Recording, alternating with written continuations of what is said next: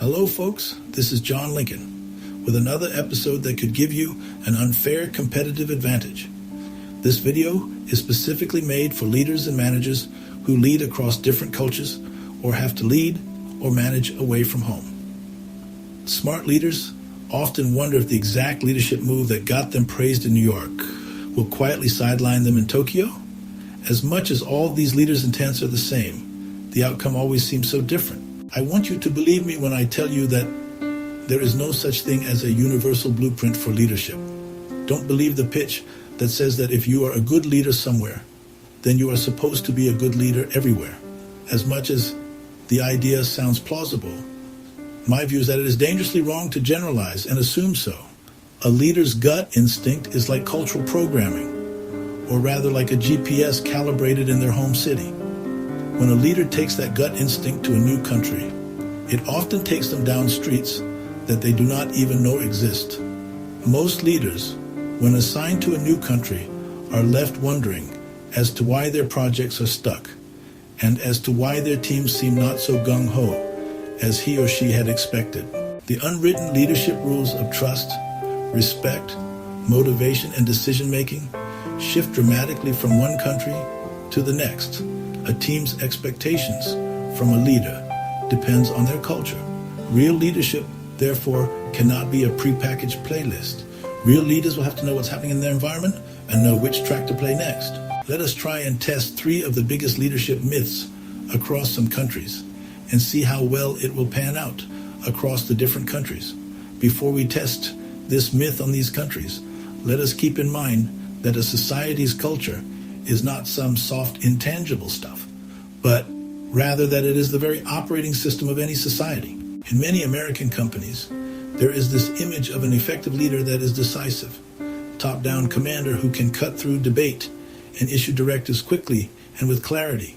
Since the business objectives are to win by moving and pivoting faster, this American ideal leader is often looked upon heroically as someone who can create the momentum and deliver results. Let us now assume that the same leader is transplanted to Japan, a country where there is a very high emphasis on a concept called wa, or group harmony.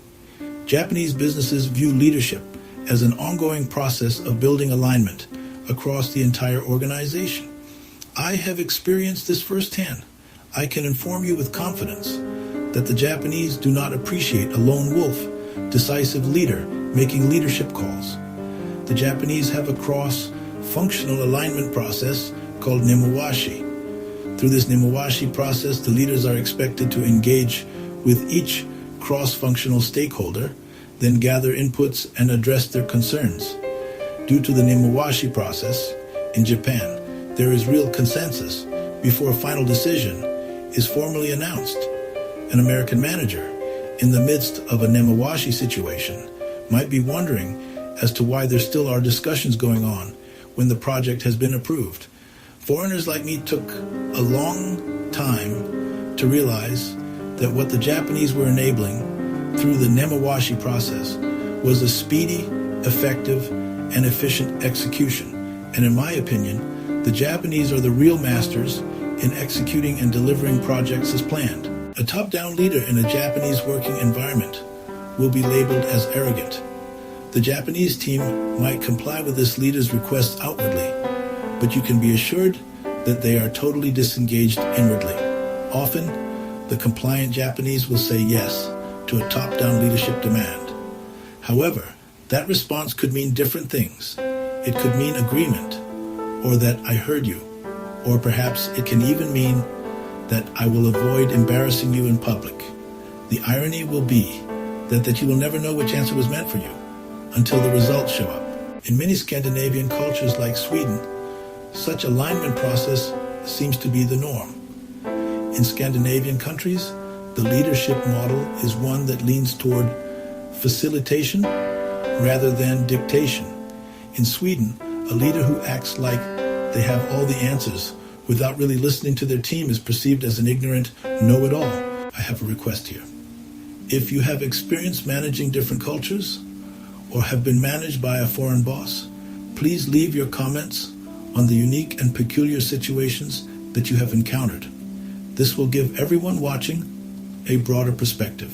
In Latin American countries like Brazil, it is a baseline requirement for leaders to be warm and approachable. In Brazil, business relationships run deeply personal. It is expected that one builds a connection before getting down to business. In Latin American countries like Brazil, a leader is expected to be engaged, present, human, and emotionally intelligent. A distant manager can expect to struggle to win the loyalty and trust needed to lead a team in Brazil. Never forget that in the Brazilian environment, human relationships are considered part of the work. Now imagine what that same charismatic relationship first style approach does to you in Germany. Your egalitarian behavior might be viewed as odd in a typical German business culture, where clear boundaries are expected between private and professional life. In Germany, your credibility as a leader is built on your overall competency and reliability. As a leader in Germany, having a lot of charm without the competence, along with clear, logical, and structured communications, will not get you far. In Germany, if a leader seems overly emotional, personal, or just fluffy, it could be viewed suspiciously. It could be deemed as unprofessional, distracting, or even some would assume that the leader was compensating for lack of solid leadership mettle or substance. So what does this mean? It is not about one culture being warm and another being cold, as trust is a bridge to better understanding and communications across all cultures. It is important that we know where trust comes from for different cultures. In Brazil, trust is often affective, as in built from the heart. Therefore, it is best to build the connection bridge with strong connections, presence, and friendship. In Germany, trust is often cognitive and built from the head. Therefore, a leader should build the trust bridge with steel beams of competence, clarity, and reliability. Do not show up in Berlin and expect to build a bridge with ropes when they expect steel beams. You will end up building confusion rather than any cultural bridge. Folks normally have a misguided notion that a flat hierarchy means that everyone has an equal say in decision making. Egalitarianism means different things for different countries. In the Netherlands, egalitarian culture is visible and tangible. The Dutch are known for their consensus-driven approach. This is known as the polder model. In a Dutch egalitarian environment, the leader often acts more like a facilitator who enables open discussions that could lead to shared agreement among the team. Now here comes the American paradox. On the surface, U.S. business culture can also feel famously egalitarian. In America, we have our first names informality, open door vibes, and folks are encouraged to speak up, and we allow ideas to fly. In the U.S., everyone is encouraged to contribute ideas freely, challenge, debate, and propose. However, at the end, the leader makes the final call on what the proposed way forward will be. So, an American manager in the Netherlands might get frustrated and wonder as to why his or her Dutch team are not executing yet, since everyone has spoken. Meanwhile, the Dutch team might be wondering as to why the boss is expecting them to execute before they have aligned and agreed on the way forward. The American and Dutch leadership approaches have a subtle difference, but with massive impact on the outcome. One culture, the Dutch, see egalitarianism as consensus in the final decision. The American culture sees egalitarianism as equal access to the discussion, with the leader still fully responsible and accountable for the final way forward. So you might be wondering as to what really works if the hero commander, the charismatic motivator, and the flat hierarchy guru are all just cultural mirages. There is a unifying principle called cultural intelligence, often shortened as CQ, to address this. Cultural intelligence is our ability to adapt our leadership approach without losing ourselves by understanding how culture shapes behavior. So, what are the skill sets required to get high cultural intelligence? The first is relentless drive, or the motivation to stay curious, learn, and to keep our high achiever egos out of it. The second is building our knowledge to understand how different cultures build trust, show respect, handle disagreement, and define leadership. Then we need to strategically plan, validate our assumptions, and read the room. before we act. Finally, we need to be able to act and put into practice the drive, knowledge, and planning that we have pursued to increase our cultural intelligence. This includes our ability to adjust in real time as to how we directly speak, how we give feedback, how we build alignment, and how we make decisions.